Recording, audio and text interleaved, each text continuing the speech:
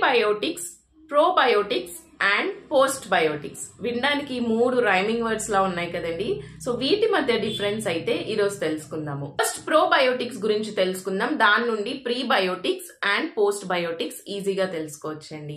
Probiotics అంటే ఏంటంటే life beneficial bacteria. For example మనకి గట్ లో లైఫ్ బెనిఫిషియల్ బ్యాక్టీరియా ఉంటది కదా, లైక్ మనకి యోగర్ట్ నుంచి లేదంటే ఫర్మెంటెడ్ ఫుడ్స్ నుంచి ఆర్ చీజ్ నుంచి వచ్చే బ్యాక్టీరియా మన గట్ ఫ్రెండ్లీ బ్యాక్టీరియా అనమాట. సో వీటిని ప్రోబయోటిక్స్ అంటారు.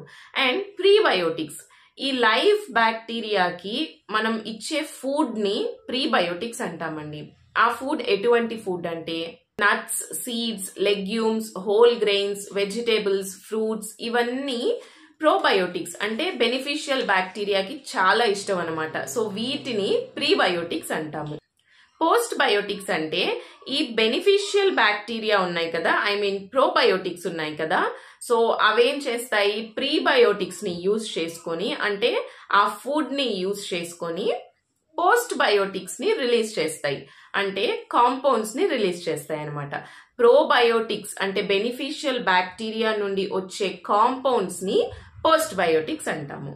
ఆ ప్రోడక్ట్స్ ఏంటంటే enzymes, short chain fatty acids, ఇలాంటి ప్రోడక్ట్స్ ని మనం పోస్ట్ బయోటిక్స్ అంటాము. అవి మనకి చాలా యూస్ఫుల్ అవుతాయండి.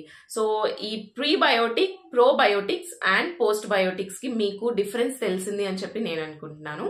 Thank you for watching.